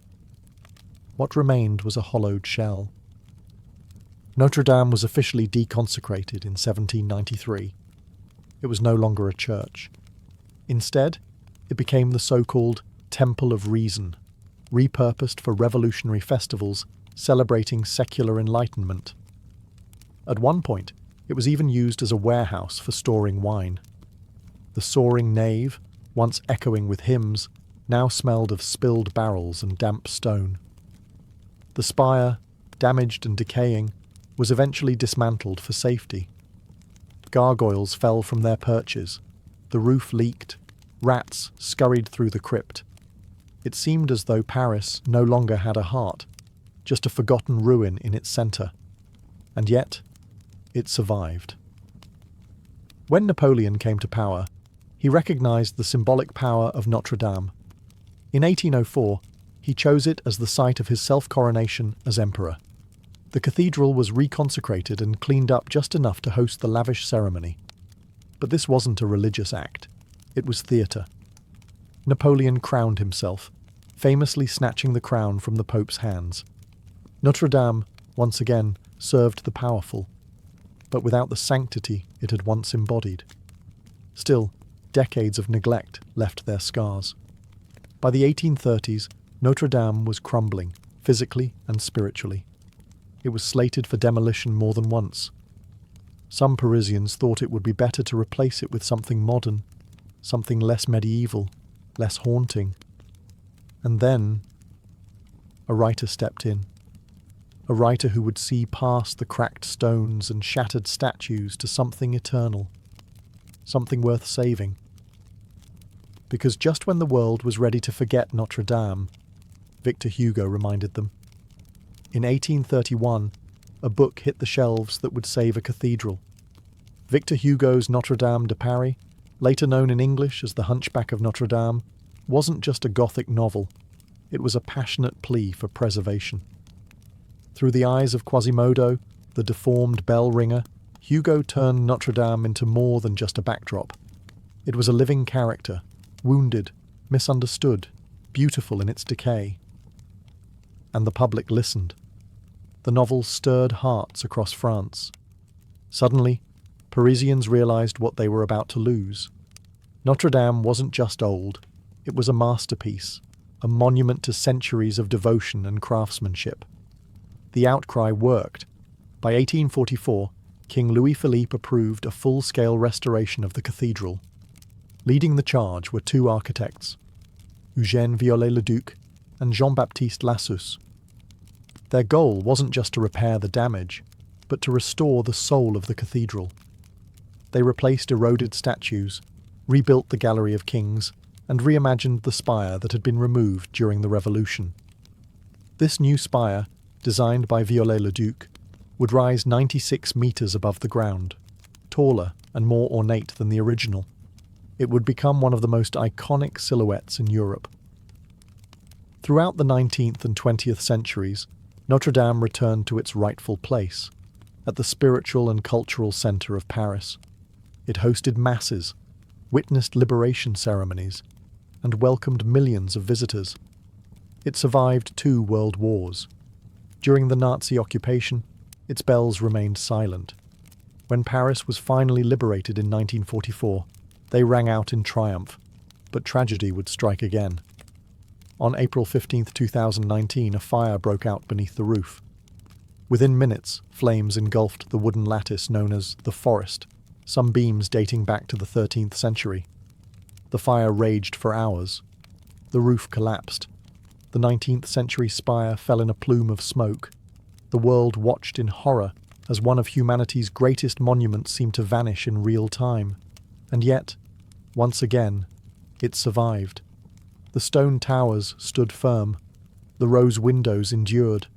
The relics were saved. And the people of France, along with the world, vowed to rebuild. Notre-Dame has always been more than architecture. It is memory, identity, resilience, a church, a symbol, a survivor. And in every stone that rises from its ashes, it reminds us faith and beauty can be reborn. She was born in 1775 in the Guangdong province of China. Her birth name was never recorded. History would come to know her simply as Zheng Yi Sao, wife of Zheng Yi. But what she did with that name would shake empires. In her early years, she was a prostitute aboard a Cantonese floating brothel, a common reality for poor girls in 18th century coastal China. These so-called flower boats catered to merchants, naval officers, and pirates. But she wasn't like the others. She listened. She watched. She remembered names. She made powerful clients talk. Over time, she became more than entertainment. She became an information broker. And then came Zheng Yi, a powerful pirate lord who commanded the Red Flag Fleet, one of the most formidable pirate factions in the South China Sea. He wasn't the first pirate she served, but he would be the last. Struck by her wit and cunning, Zheng Yi proposed marriage. She accepted, but not without terms. In a move practically unheard of in her time, she negotiated her position. She wanted joint control of the fleet, not just as a wife, but as a partner. She would handle political alliances, manage plunder, and have a say in every strategic move. Zheng Yi agreed. Whether out of love or shrewdness, he knew she was an asset. Their marriage in 1801 was the beginning of one of the most successful pirate dynasties in history. Zheng Yi So quickly embedded herself into the fabric of pirate politics. She studied the hierarchies, the rivalries, and the codes of the pirate world. While Zheng Yi sailed and conquered, she quietly built networks, recruited allies, and learned to rule from the shadows. But she didn't stay in the shadows for long. When Zheng Yi suddenly died in 1807, possibly in a typhoon, many assumed his empire would fracture. Dozens of pirate captains waited to pounce, expecting a power vacuum. What they got instead was a power grab. Zheng Yi Sao stepped into command, not with brute force, but with strategy. She took over the Red Flag Fleet, she solidified alliances, and she married Zheng Yi's adopted son and lieutenant, Chung Po Tsai, ensuring both personal loyalty and military strength. From prostitute to pirate queen in less than a decade, and she was just getting started. When Zheng Yi Sao took command in 1807, she didn't just inherit a pirate fleet, she inherited a floating kingdom. But instead of it splintering in chaos after her husband's death, she tightened her grip and made it even more powerful. Under her rule, the Red Flag Fleet didn't just survive, it multiplied. The South China Sea had long been plagued by pirates. But what Zheng Yi Sao commanded was unprecedented. She oversaw an armada of over 300 ships, and within a year, that number swelled to more than 600. Some estimates claim she eventually led over 1,800 vessels with up to 70,000 men under her command, more than the navies of several European powers combined at the time. She did this with ruthless pragmatism and a keen understanding of pirate psychology. She maintained power not just through force, but by creating a system that bound her captains to her. She instituted a strict code of laws that governed every part of pirate life: loot, loyalty, discipline, and punishment. Disobedience was met with swift brutality. Anyone caught stealing from the common treasury lost their head. If a pirate assaulted a female captive without permission, he was executed. If a pirate deserted, his ears were cut off, and he was paraded before the fleet as a warning. But it wasn't just fear. Zheng Yisao offered protection, structure, and profit. Her code allowed pirates to keep a fair share of loot, 20%, while the rest went to a communal fund managed by her. This gave everyone a stake in the system and built loyalty through stability. Even defeated rivals and coastal villagers often chose to join her rather than resist. She divided the massive fleet into 6 squadrons, each with its own colour: red, black, white, blue, yellow, and green, but all ultimately reported to her. Her closest ally and second-in-command, Chung Po Tsai, led the Red Squadron, her elite force. Under Zheng Yisao, piracy became a government of its own, with taxation, defence, and hierarchy. She ruled sea lanes from Vietnam to Hong Kong, controlling trade, raiding imperial outposts, and even collecting tribute from coastal towns. The Qing dynasty had a navy. Zheng Yisao had an empire, and it was only growing. Zheng Yisao didn't just rule with charisma, she ruled with rules. Iron ones. While the image of pirates often conjures up chaos and drunken revelry, her fleet operated more like a disciplined corporation than a gang of outlaws. And at the centre of this structure was her pirate code, a detailed system of laws that turned mayhem into method. This code wasn't some romantic parchment passed around by candlelight. It was brutal, binding, and enforced without hesitation. Every captain and crew member knew the stakes. Violation meant humiliation at best, execution at worst. One of the most infamous rules governed the division of spoils. After a raid, all loot had to be presented to the fleet's central storehouse.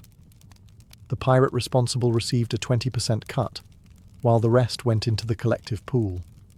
That pool, controlled by Zheng Yisao and her officers, was used for fleet maintenance, widow pensions, bribes, and emergency funds. Stealing from the collective wasn't just frowned upon, it was punishable by death. Then came discipline. Disobedience in battle was a serious offence. Cowards who abandoned their squadron or disobeyed orders could be flogged, executed, or thrown into the sea. Desertion? Immediate decapitation. The code even addressed relationships. If a pirate kidnapped a woman, he was required to treat her with respect. Sexual assault was grounds for execution by beheading. She wasn't interested in chaos. She was interested in control, and the code gave her that. It created a reliable system where pirates knew the rules, the consequences, and their share. It bound loyalty not just to Zheng Yisao as a leader, but to the system she embodied. Incredibly, she allowed prisoners and coastal civilians to join her forces. In exchange, they had to swear loyalty to her code. Many did. Some joined out of fear, others out of admiration.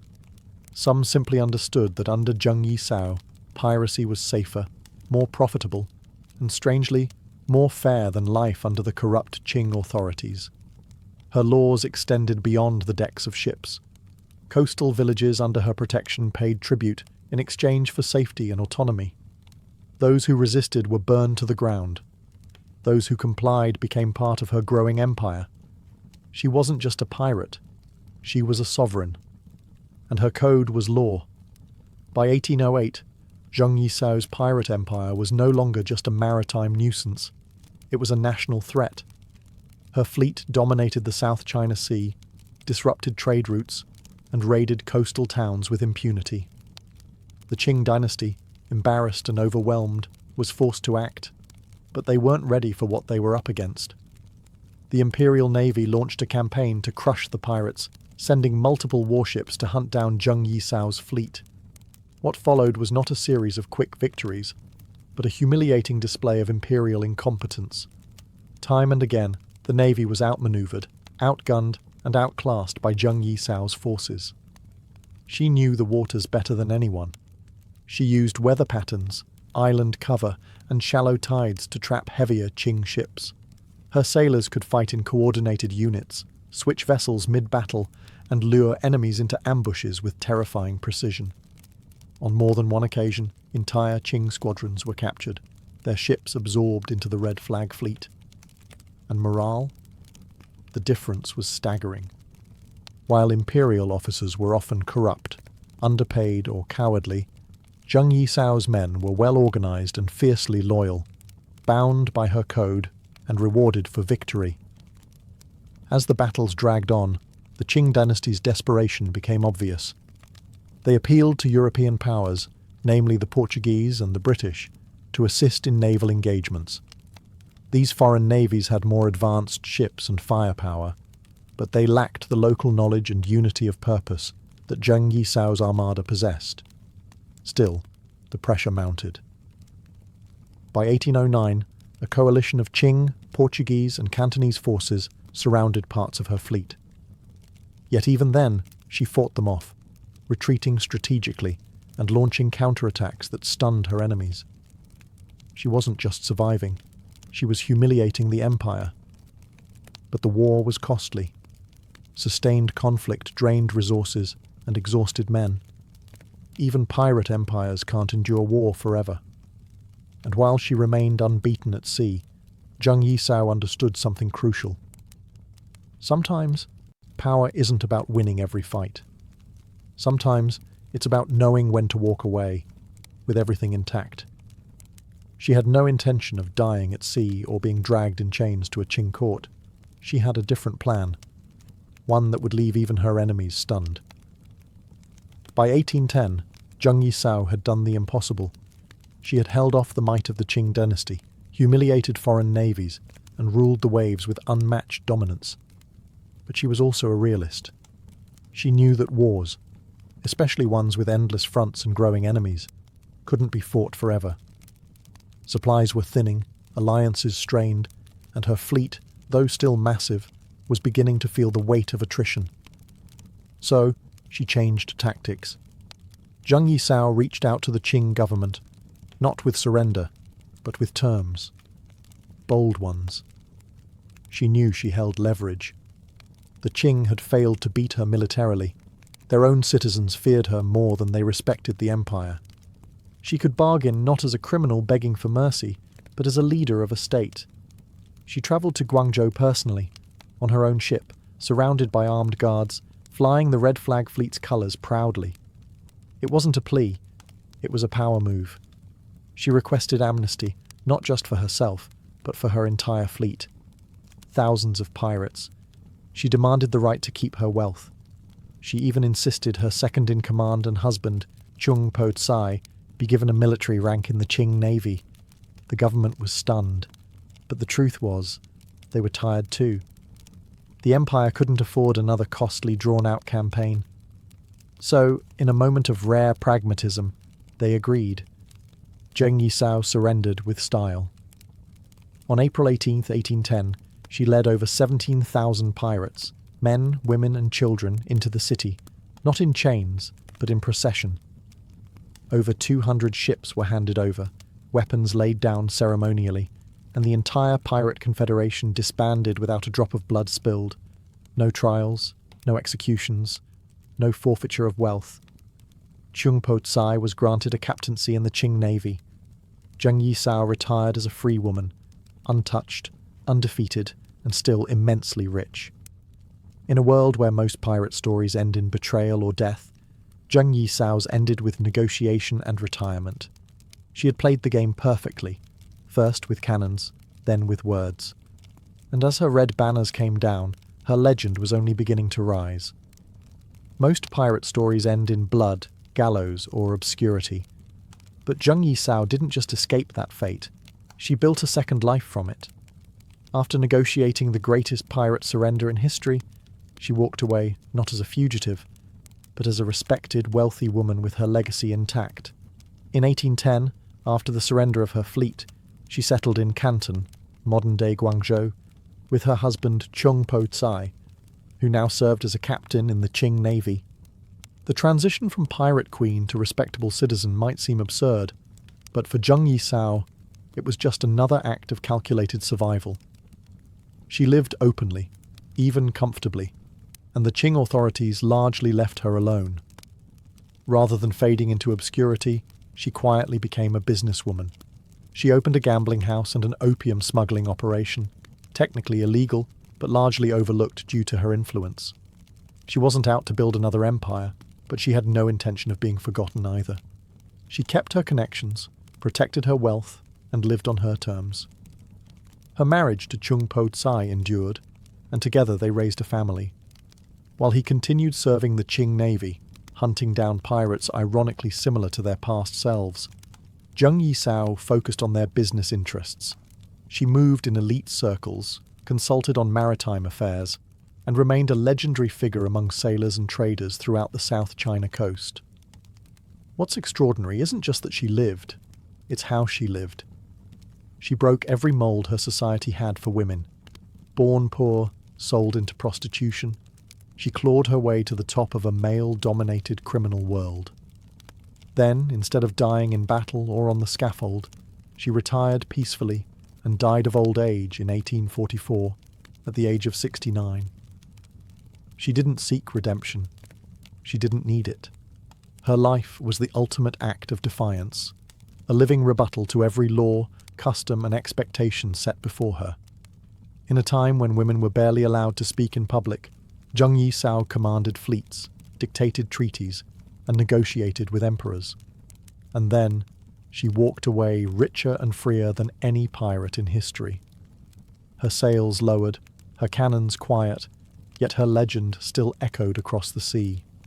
History remembers pirates like Blackbeard, Bartholomew Roberts, and Henry Morgan, men who roamed the Caribbean, sowed chaos, and met violent ends. But in the shadow of their infamy stands Zheng Yisao, not only as their equal, but as someone who surpassed them by almost every measure.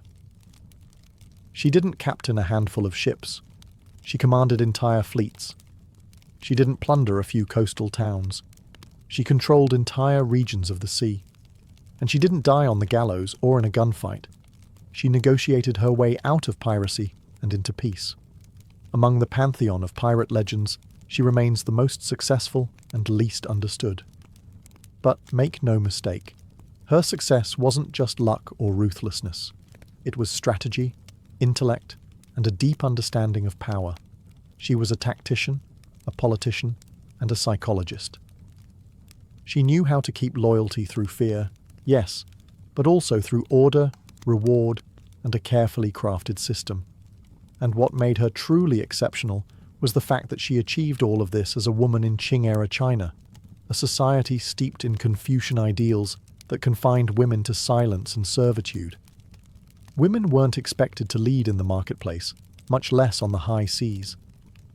Zheng Yisao didn't just challenge that norm, she shattered it. She earned the respect of hardened pirate captains, forced the Qing dynasty to the negotiating table, and ended her life as a business owner and matriarch. She wasn't dependent on a man's legacy. She took it, expanded it, and made it her own. In popular memory, she remains something of a phantom, less famous than her male counterparts, less romanticized in Western literature, and often omitted from mainstream history. But within maritime circles and Chinese coastal lore, she is spoken of with awe. The Red Flag fleet may have vanished, its sails lowered for good, but the memory of Zheng Yisao lingers like a ghost ship, silent, untouchable, and larger than life. Not just a pirate, not just a woman, but a legend that made empires kneel. And in a world ruled by men, she didn't ask for a place at the table. She took the entire ocean. Despite commanding the largest pirate fleet the world has ever seen, Zheng Yisao remains strangely absent from most mainstream history books. Her legacy, though immense, has been obscured, overshadowed by Western pirate myths, and buried beneath layers of colonial bias, gender prejudice, and political discomfort. Why? Because her story doesn't fit the traditional mold. She wasn't a tragic anti-hero like Blackbeard. She didn't die in battle. She wasn't European. And most threatening of all, she was a woman who outplayed an empire. That kind of power disrupts the neat, male-dominated narrative historians have long preferred. In Chinese official records, she's treated more like a problem solved than a figure worth studying. The Qing dynasty didn't want to celebrate her. They wanted to forget her. After all, She exposed their naval weakness, defied imperial authority, and walked away without punishment. Even in success, she was an embarrassment to the throne. Western historians fared no better. For centuries, piracy has been romanticized through a European lens: peg legs, rum, parrots, and plunder. Zheng Yisao didn't fit that image. She wasn't swashbuckling. She was strategic. She didn't duel for glory. She negotiated for power. She wasn't killed by the state. She negotiated with it and won. And for many chroniclers, that wasn't exciting. It was inconvenient. But in recent decades, her legend has re-emerged. Scholars, feminist historians, and pirate enthusiasts have begun to resurrect her memory, reclaiming her place in the global story of maritime power. Documentaries, historical novels, and even video games have started to acknowledge the pirate queen of the South China Sea. And still, so much of her life remains shrouded in mystery. Her real name is lost. Much of her voice survives only through the lens of her enemies: Qing officials, foreign sailors, and later, European observers. But what little we know is enough to build the silhouette of a titan. She wasn't just a woman who broke the mold. She was a woman who never cared it existed. Zheng Yisao didn't need the world's permission to become powerful. She took power, wielded it with precision, and vanished into history with more wealth, authority, and dignity than any pirate, male or female, before or after. She didn't fade. She was erased. But legends, as always, find their way back. Zheng Yisao didn't wear a crown. She didn't need to. Her authority didn't come from a throne or royal blood. It came from command, from respect, from fear, from thousands of voices shouting her orders across the waves. In every real sense of the word, she was a queen, a monarch of a kingdom without borders, flags, or fixed territory. Her domain was the South China Sea, and her reach stretched from the Gulf of Tonkin to the shores of Guangdong. She built something no one had before or since. Her pirate confederation was not just criminal. It was political, organized, functioning. She controlled trade routes, established codes of law, negotiated treaties, and enforced order across a region that even the Qing Empire struggled to govern. Her ships weren't scattered raiders, they were fleets. Her captains weren't freelancers, they were officers. Her people weren't rogues, they were citizens of a floating nation. And yet, what makes her legacy truly unmatched is not just her rise, but her exit. Most pirate stories end in fire and rope. Zheng Yisao's ended in negotiation, retirement, and wealth. She didn't go down with her ship. She stepped off it, unscathed, unbowed, and still holding the purse strings. By the time she died in 1844, she had done what no pirate, no emperor, no general had done before. She walked away from absolute power by choice and kept her legend intact. Today, few monuments bear her name. No palace, no statue in the square, but her presence haunts the South China Sea like a storm cloud that never left. In the whispers of sailors, in the ink of rebel women, in the hearts of those who understand that leadership is not about birthright, but about will. Zheng Yisao was proof that greatness doesn't ask permission, that even in a world built to silence women, one voice, sharp, strategic, and unyielding, can command an empire. She ruled without apology, she fought without hesitation, and she retired without defeat. Not a myth, not a legend, but a woman who conquered the sea, and walked away before it could take her. Her sails are gone, but her shadow still stretches across the waves.